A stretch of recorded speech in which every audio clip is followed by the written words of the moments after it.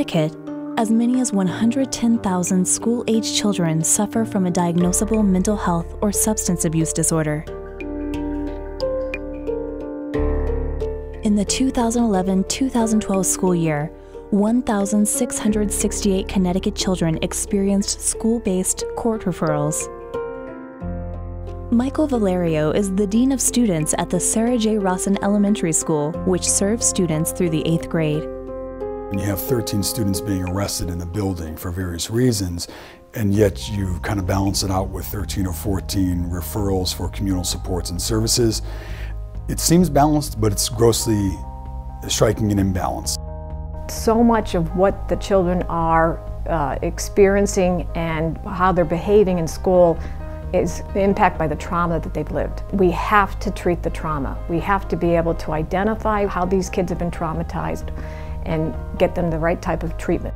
It's about 65 to 70% of kids who are in the juvenile justice detention or juvenile justice settings meet criteria for a mental health disorder. Students with mental health needs are among those at highest risk for exclusionary discipline, including arrests, expulsions, and out-of-school suspensions.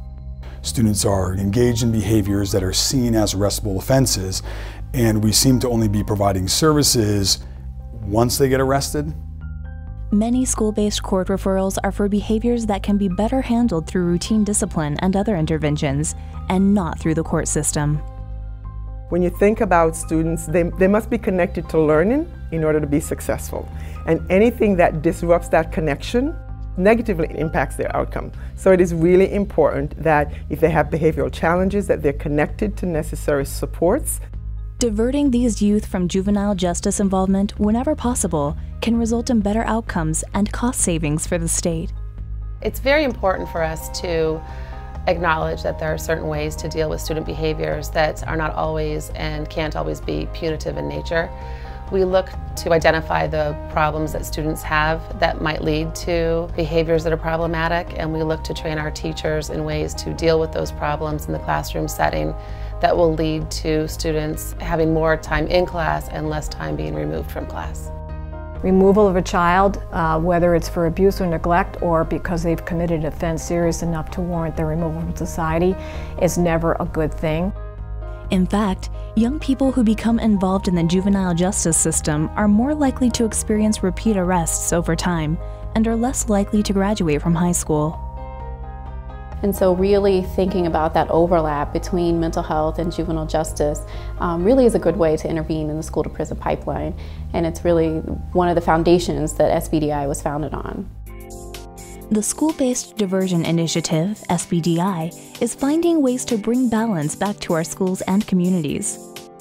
SBDI is funded by a unique partnership among 4 state agencies: the Judicial Branch's Court Support Services Division, the Department of Children and Families, the State Department of Education, and the Department of Mental Health and Addiction Services.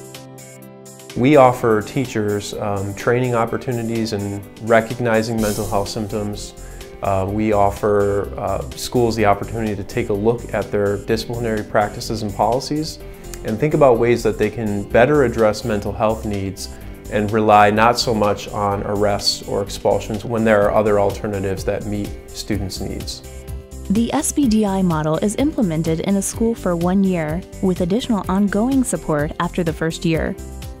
Through training sessions, consultation, the SBDI toolkit and support, school staff will strive to reach 3 primary goals: reduce the frequency of expulsions, out-of-school suspensions, and discretionary school-based arrests; link youth who are at risk of arrest to appropriate school and community-based services and supports; and build knowledge and skills among teachers, school staff, and school resource officers to recognize and manage behavioral health crises in the school and access needed community services.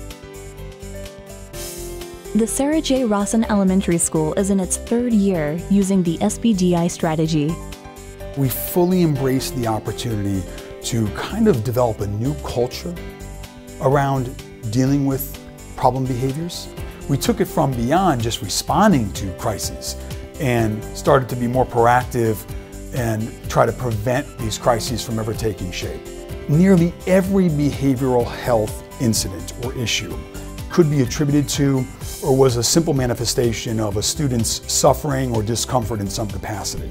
We looked at how do we alleviate that discomfort, how do we eliminate that suffering, and that's what helped us connect families to those communal supports throughout the neighborhood and eliminate many of the discretionary arrests and discretionary suspensions around behavioral health incidents.